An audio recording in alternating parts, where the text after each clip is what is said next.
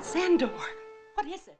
We live in some crazy times when animated shows cost just as much to make as full-feature films. However, this wasn't the case back in the 1960s when studios like Hanna-Barbera created some of the most iconic and culturally significant animated shows for limited budgets. The Herculoids, which originally aired between 1967 to 68, one such animated show, despite its limited original run and budget, went on to become one of the most memorable Saturday morning cartoons in history. How did a low-budget cartoon show become so successful?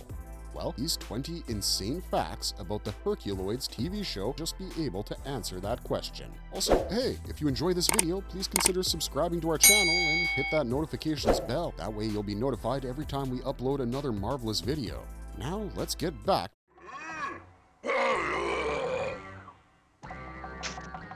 1. The show was created by animation legend Alex Toth. Alright, so one of the most insane facts about the Herculoids is that the show and its iconic characters weren't created by William Hanna and Joseph Barbera, despite being produced by their studio, Hanna-Barbera Cartoons. Rather, the show and its characters were designed by none other than influential American cartoonist Alex Toth, who is one of the most respected artists in both comic books and the animation back in the day. Toth was already famous for creating and designing other iconic Hanna-Barbera characters like Space Ghost, Birdman and the Galaxy Trio, Moby Dick and the Mighty Midor ran around the same time as the Herculoid. His distinctive character designs and minimalistic art style became the foundation for the show's unique visual identity.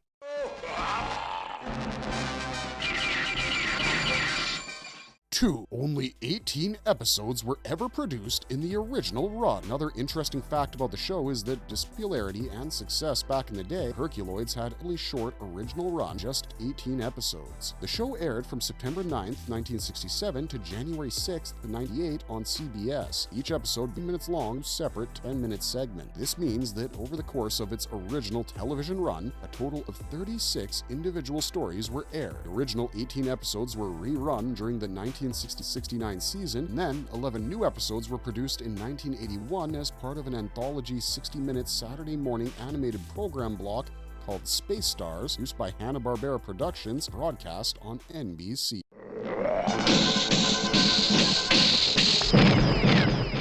3. The planet had 2 different names. You might already know that all of the characters in the Herculoids, including King Xandor, his wife Tara, their son Dorno, and the family's powerful pets Zoc, Igu, and Tundro, as well as the shapeshifting protoplasmic blobs Gloop and Gleep, lived on a planet called Amzot, original 1967 CBS series. However, 11 new episodes produced for the 91 Space Stars Saturday morning animated block, home planet of the Herculoids was mysteriously renamed Quasar in the new storylines without any explanation as to why its name was changed.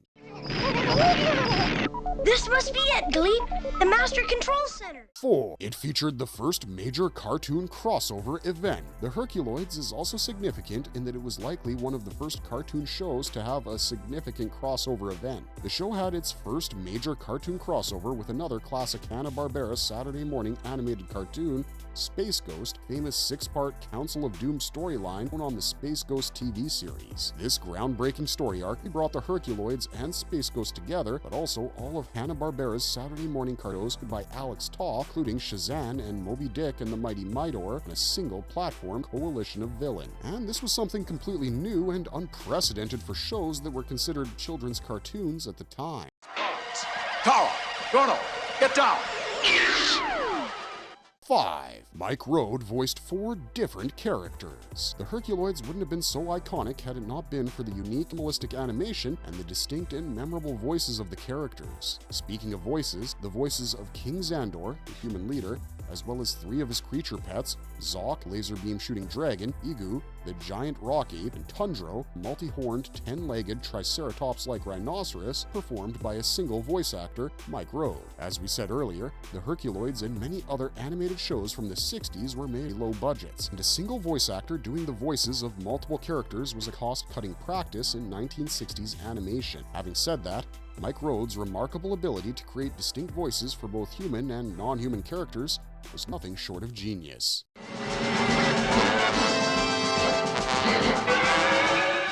6. Ted Cassidy died before the revival series.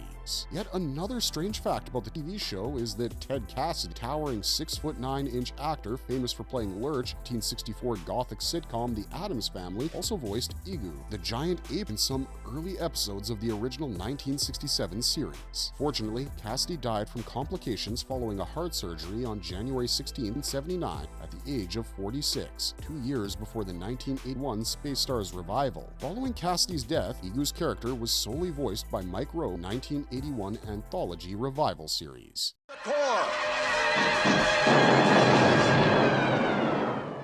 7. Fred Silverman commissioned the show. Fact number 7 is something not many people know. The Herculoids were probably the first show to be commissioned by Fred Silverman, American television executive and producer who has the distinction of being the person in TV history to serve as the head of programming at all of the big 3 television networks, that is NBC, CBS, ABC. Silverman personally commissioned the Herculoids along with 2 other action-adventure animated shows, Shazam and Moby Dick and the Mighty Midor, 1967 to 68 fall season, while working as a programming executive at CBS. Silverman is also famous for commissioning other iconic Saturday morning Hanna-Barbera TV shows, including Scooby-Doo, Where Are You? In 1969. In fact, the character of Fred Jones in the show is named after Fred Silverman. The shows commissioned by Silverman became so successful that some people even credit him with creating the Saturday morning phenomenon. Time magazine declared him the man with the golden gut in 1977.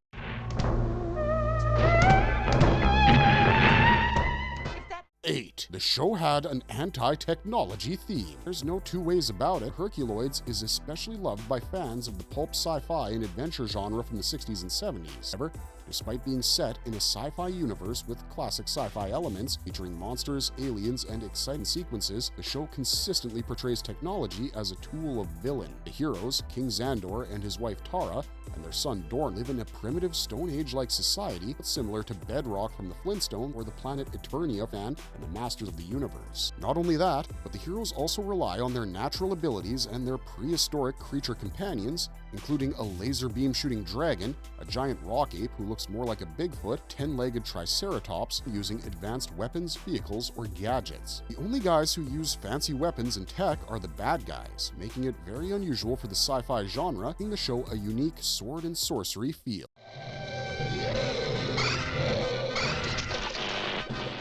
9. Gloop and Gleep inspired a real toy. Remember the shape-shifting blobs, Gloop and Gleep, who could take the shape of cushions and parachutes to protect our heroes from falls, stretch themselves to act as slingshots, or case attackers to restrain them, even form a shield to absorb and deflect blows and energy blasts? Well, their characteristics and abilities inspired toy manufacturer Kenner to release a modeling compound toy called Gloppy in 1967.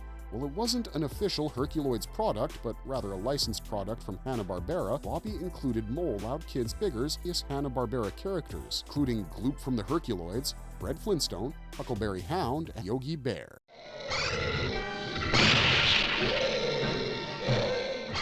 10. No major toys were made for decades. Although Gloppy, the toy modeling compound by Kenner, featured a mold for Gloop the Blob, the Herculoids didn't receive any major official toy line during their entire original run. This was pretty odd in the show's popularity and Barbera's prominence in the 1960s. However, Herculoids did get some much-needed attention from toy makers after the first official and significant action figures produced by Toynami in 2003, but that was already 35 years after the show first aired on TV. This time made them sort of collector's editions, rightfully so, since the toys were marketed as collector-focused figures and were designed as dioramas that came in a 3-box figure set and spelled out the word Herculoids when assembled. I am your friend, Saju! 11. The voice cast was remarkably small. As we already mentioned, animated shows in the 1960s were made on a really tight budget, which meant that they couldn't afford to have too many people voicing the characters. This was true in the case of the Herculoids, where the characters in the entire show, spanning 18 episodes in the 1967 to 68 original run, were voiced by just 5 actors. Mike Rowe, who we've already discussed, was the voice of 4 characters. The leader King Xandor and his creature pets Zoc, Igu, and Tundro. Virginia Gregg did the voice of Xandor Zandor's wife, Tara. Ted Eccles voiced Zandor and Tara's son, Dorno. Don Messick voiced the Blobs, Gloop and Gleep, and Ted Cassidy, aka Lurch from the Addams Family, was the voice of Igu, the giant rock ape, in some early episodes. Among all the characters who did a fantastic and remarkable job, Don Messick was particularly notable for creating gibberish language spoken by Gloop and Gleep throughout the series. The voice of Dorno was performed by Sparky Marcus, 1981 Space Stars revival series, while the rest of the cast largely the same.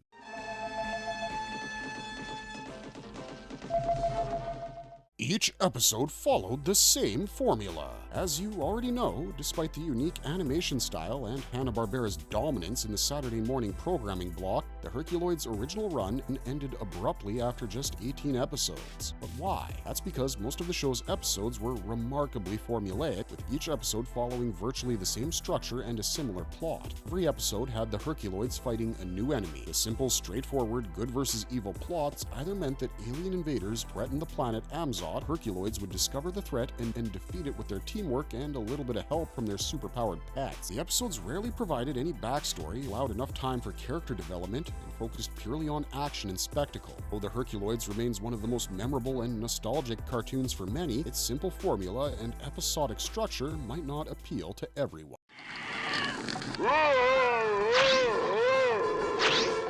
13. Animation budget was extremely limited.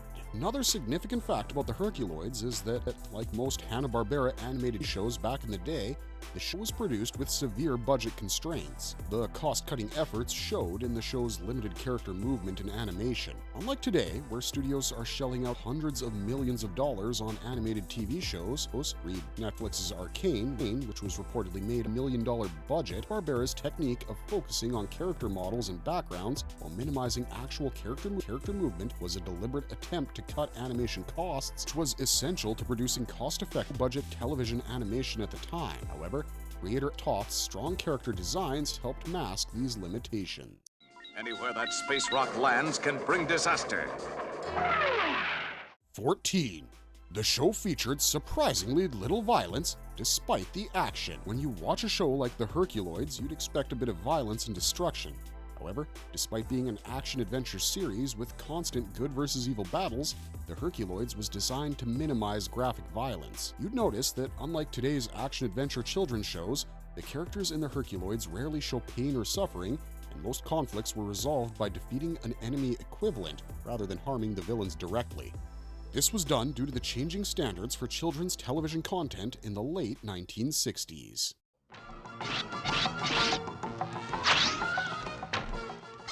15. It was revived as part of Space Stars in 1981. So we already mentioned that the original TV run of the Herculoids lasted just 1 year between 1967 and 68, with only 18 episodes.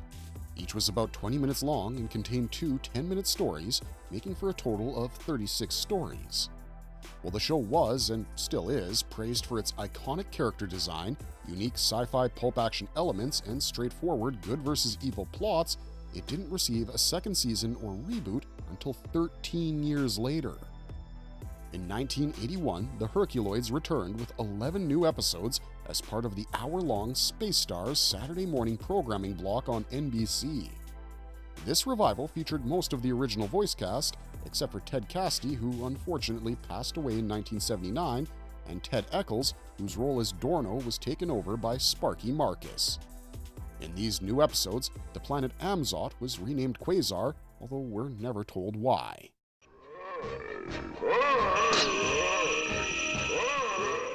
16. The characters appeared in DC Comics. I bet not too many of you know this, but the Herculoids were so beloved and popular back in the day that they've appeared in various comic books published by different publishers throughout the years.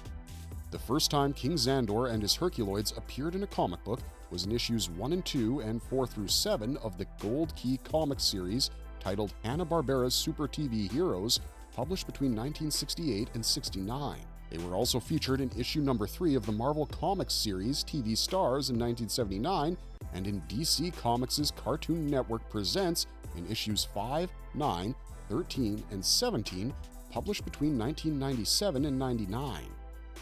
Most notably, the Herculoids played a significant role in the 2016 DC Comics crossover series Future Quest, written by Jeff Parker and illustrated by Evan Shaner.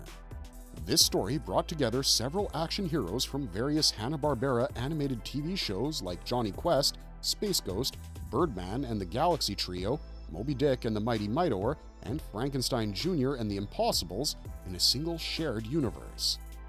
King Xandor and his team also appeared in issues 9 through 11 of the crossover series spin-off Future Quest Presents, written by Rob Williams and illustrated by Aaron Lopresti.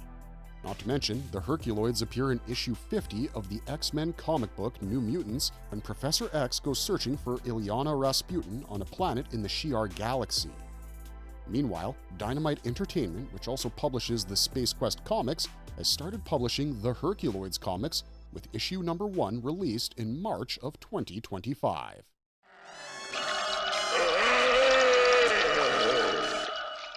"17. The show inspired later barbarian cartoons. Another fact that not many people know is that the Herculoids inspired several sword and sorcery type animated cartoons that came later. Most notably, the show served as a clear inspiration for the post-apocalyptic sword and sorcery animated series Thundar the Barbarian, created by Steve Gerber and produced by Ruby Spears Productions. Thundar the Barbarian would run for 2 seasons from October 4th, 1980 to October 31st, 1981 on ABC, with a rerun on NBC in 1983. The inspiration was quite direct since Thundar the Barbarian was co-created by Joe Ruby and Ken Spears, who had previously worked at Hanna-Barbera as story writers on the Herculoids. No wonder the creators of the show borrowed heavily from the Herculoids' primitive world with fantasy creatures concept.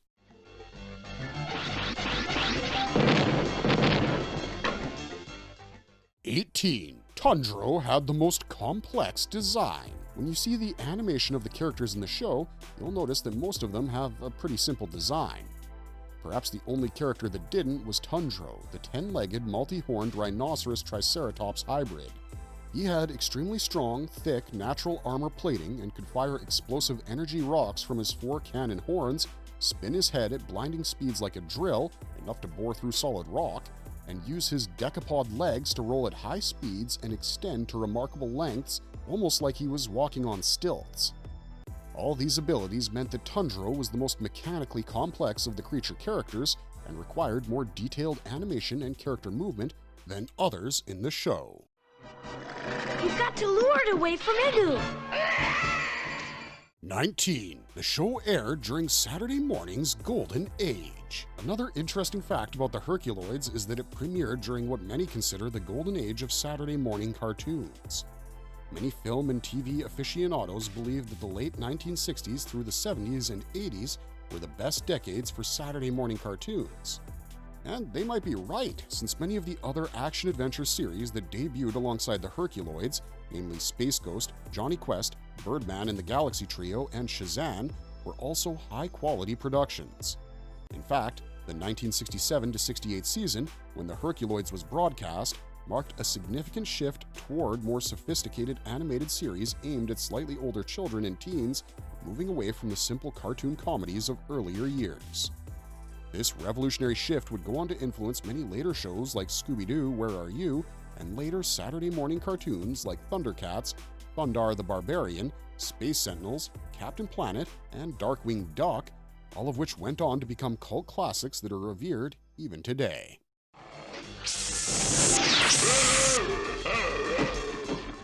20. It maintained cult status through reruns. Finally, for the last fact on our list, despite its very brief initial run, the Herculoids and its characters have maintained cult status among devoted fans through decades of reruns and cameos on various networks and programming blogs. The show was featured in many of Hanna-Barbera's anthology programs throughout the 70s and 80s, including Hanna-Barbera's World of Super Adventure and the Space Stars Saturday morning cartoon block. It later found new audiences via reruns on Power Zone on Cartoon Network and later incarnations of Super Adventures on both Cartoon Network and Boomerang throughout the 1990s. However, as was common with most action-adventure cartoons from the 60s, the Herculoids reruns were pulled due to increased complaints by parents who thought the shows had too much violence for children's programming. Nonetheless, the Herculoids made many cameos in episodes of Harvey Birdman, Attorney at Law. Tundro, Gloop and Gleep also appeared in a 4th season episode of Family Guy called 8 Simple Rules for Buying My Teenage Daughter, and cameoed as captured prisoners of a hostile alien race in the Dexter's Laboratory episode Misplaced in Space. Meanwhile, the Herculoids have also been mentioned or even made cameos in several films, including Scooby-Doo, Mask of the Blue Falcon, and Space Jam: A New Legacy, helping to cement their status as cult classics and pop culture icons.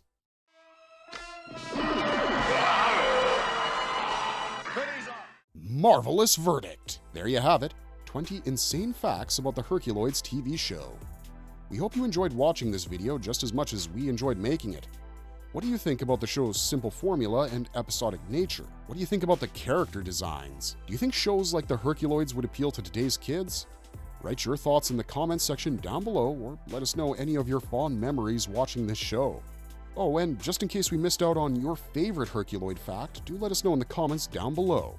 We'll be sure to include that information in any upcoming videos we do on the Herculoids. Unfortunately, that's all we got for you this time, but thanks for watching, stay safe out there, and have a marvelous day.